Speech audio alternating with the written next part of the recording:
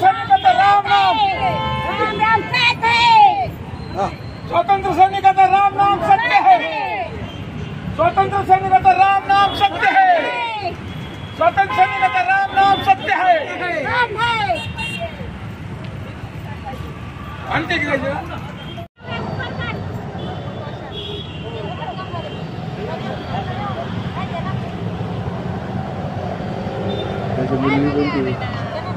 आपण पाहता शब्दबंद news channel. आज विभागात कार्यालयासमोर स्वतंत्र सैनिकाच्या नातेवाईकांनी त्यांच्या स्वतंत्र सैनिकाचं स्वतःही आंदोलन चालू आहे। अनेक वर्षापासून त्यांच्या जे मागण्या आहे कुठेतरी महाराष्ट्र शासनाकडून मान्य झाल्या नसून आज त्यांनी तीव्र आंदोलन इथं छेडलेलं आहे आणि सरकारच्या विरोधात त्यांनी बॅनरबाजी केलेली आपण पाहू शकता। तिथं अंत्यविधी पण त्यांनी तयार केलेली। तिथं जे अंत्यविधी त्यांची चॅनलच विचारू आपण काय नेमकं म्हणणं आहे त्यांचं।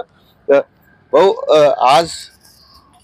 आज जी अंत्यविधी तुमची काढण्यात आली स्वतंत्र सैनिकाची काय काय मागण्या आहे?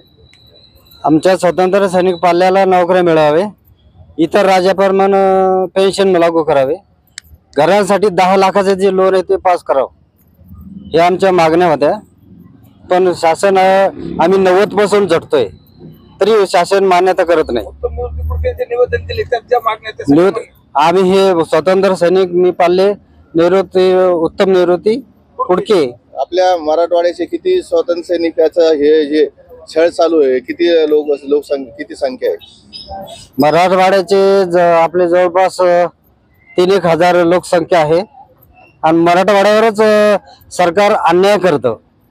हे 7 जिल्हेच सरकारच्या लक्षात येत नाही। बरं, मराठवाडा मुक्ती संग्राम दिवस आता होणार आहे, त्याच्यामध्ये मुख्यमंत्री स्वतः येणार आहे, तुम्ही तिथे जाऊन निषेध व्यक्त काही करणार आहे? निषेध असंच करणार आहे, आत्महत्याचा प्रयत्न करणार आहे। आई बहिणी आज स्वतः इथं आलेले आहे, त्यांचे पाल्ले आलेले आहे, काय सांगणार तू? ते नोकरीसाठीच मरमर आहे ना सर आमची। आम्हाला नोकरी आणि इतर राज्याप्रमाणे पेन्शन लागू करावे पाल्याला। तुमच्या मागण्या मान्य नाही झाल्यास हे आत्मदहन करणार आहे आम्ही। काय नाव तुमचं? उत्तम अमरराव लोखंडे। हे होते स्वतंत्र सैनिकचे पाल्य। त्यांनी जे अंत्यविधी त्यांची तयार झाली त्याच्यावर झोपून त्यांनी सरकारचा निषेध व्यक्त करत आहे ते आणि आपल्यासोबत त्यांचे संघटनेचे काही पदाधिकारी त्यांना पण विचारू आपण। काय सर जे मागण्या आहे तुमच्या मान्य होत नाही, पाल्य आणि स्वतंत्र सैनिक स्वतः आंदोलन करताय, का सांगा? मी 105 वर्ष वय, श्री उत्तमराव निवृत्ती कुडके स्वतंत्र सैनिक यांचा पाल्य मुलगा आहे। माझ्या वडिलांनी इंग्रजाबरोबर आणि निजामाबरोबर 16 वर्ष लढा दिलेला आहे। आम्ही लढा देत आहोत। सध्या परिस्थितीमध्ये आम्ही जगू किंवा मरू या भावनेने इथं आलेलो आहोत। एक तर आम्ही जे निवेदन दिलेले आहे वारंवार दिलेले आहेत, मुख्यमंत्र्यांना दिलेले आहेत, सगळे संबंधित जे काय अधिकारी वर्ग आहे, प्रशासन आहे, आयुक्त आहे, जिल्हाधिकारी सगळ्यांना दिलेले आहेत।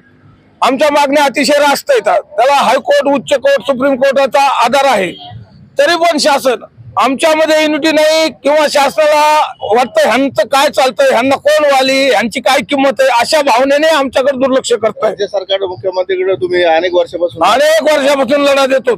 आता ही परिस्थिती अशी, आता माझ्या वडिलांनी राज्यातले सर्वात ज्येष्ठ स्वतंत्र सैनिक आहेत, त्यांचं वय 105 वर्ष वय, त्यांनी आता ठरवलेले, त्यांचे जे सचिव त्यांनी ठरवलेले इथून आदेश घेऊनच जायचं किंवा डेड बॉडी मंत्रालयासमोर घेऊन जाळायची। बॅनर तुम्ही लावलेले त्याच्यावर मुख्यमंत्र्यांचा फोटो आहे आणि त्याच्यावर लिहिले श्रीलंका, बांगलादेश, नेपाळ। होय, आम्हाला हे स्पष्ट शासनाला सांगायचंय, जी तुमची वाटचाल चालली, तुमचे जे अधिकारी मगरूनी वागतात, जे काय तुमचे राज्यमंत्री, कॅबिनेट मंत्री, त्यांचे नातू खेड्यातल्या टेस्टला कार त्यांना वापरल्या जातात, त्यांच्याकडे प्रचंड संपत्ती झालेली, आम्ही योगदान दिलेले, आमची आहुती गेलेली, आमचे बांधव मेलेले, त्यांना कुठलाही न्याय मिळत नाहीये। सगळ्या राज्यकर्ता प्रशासकीय अधिकाऱ्यांनी हा देश खाल्लेला आहे। सर्वसामान्याच्या 2 टाइम जेवायची मुश्किल झालेली आहे। आज इथं आम्ही आमरण उपोषणाला बसलेलो आहोत। इथं पूर्ण मानवी विष्ठा, लघवी अशा प्रकारचा हा एरिया आहे। इथं कुठलीही सुविधा दिली जात नाहीये। 90 वर्षाच्या ज्या आई आहेत, आम्ही 24 तासापासून टॉयलेट म्हणून आम्ही इकडे तिकडे ओरडत फिरतो। कुठेही आम्हाला कमिशनर टॉयलेट दिलं नाही, जिथे टॉयलेट होते त्या टॉयलेटचं बंद केलं, ज्याप्रमाणे जळंगाची परिस्थिती झाली तीच परिस्थिती आमची इथं आहे. त्यांना कुठल्याही परिस्थितीमध्ये आंदोलन करून द्यायचं नाहीये. आंदोलन करण्याची मानसिकता ठेवायची नाही. स्वतंत्र करताना ज्यावेळेस स्वतंत्र सैनिक जीवाची बलिदान देऊन आपला मराठवाडा स्वतंत्र केला, त्याच्याच पाल्यानं आज उपराष्ट्राची वेळ आलेली आहे. पाल्याला परिस्थिती अशी आहे की घरकाला घाटका कुठल्याही त्याला नोकऱ्या नाही, त्यांचं कुठं राखीव हे नाहीये. त्यांच्या वडिलांनी जे काय केलं त्यांची त्यावेळेस त्यांचे घर जाळणे अशी जबर किंमत मोजलेली आहे. ती किंमत वसूल किंवा सन्मान म्हणून शासनाने ठरवलं होतं की या लोकांना आपण न्याय देऊ, यांना सन्मान देऊ, यांना पेन्शन देऊ. इथं सन्मान नाही, इथं पेन्शन नाही, इथं न्याय बी नाहीये. आता आमची पूर्ण मानसिकता झालेली आहे की अशा राज्यात जगण्यापेक्षा मेलेलं बरं, अशी परिस्थिती. मागण्या मान्य नाही झाल्यास पुढची काय भूमिका असणार? आम्ही आमच्या मागण्या जर मागण्या नाही झाल्या तर आमच्यातून एक एक एक एक करून इथं डेड बॉडी निघन मंत्रालयाकडे जाईन. आम्ही लिहिलेले डेड बॉडी आम्ही उतरणार नाहीत. इथं जरी साईड बॉडी तरी आम्ही हलवणार नाहीत. मंत्रालय मुख्य प्रवेशद्वारावर आम्ही याच्या अगोदर गेलेलो आहोत. तिथे आंदोलन केलेले आहेत, 5-5 तास बसलेलो आहेत. आम्हाला शासनाला हेच सांगायचंय की तुम्ही आम्हाला हलक्यात घेऊ नका, तुम्ही आम्हाला हलक्यात घेऊ नका. माझं नाव गोरक्ष उत्तमराव कुडके.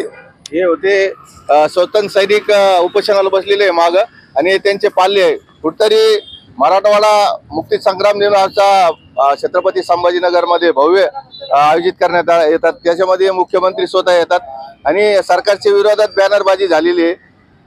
नेपाळ बांगलादेशच्या नंतर श्रीलंकेच्या नंतर कुठतरी या निषेध व्यक्त करत आहे. ते बॅनरबाजीमुळे त्याच्या मुख्यमंत्र्याचा फोटो ते बॅनरवर आहे आणि त्यांनी जे निषेध व्यक्त केलेला आहे कुठतरी चिंताची बाब आहे मराठवाड्यासाठी. आपण पाहता शब्दमत न्यूज चॅनल. धन्यवाद.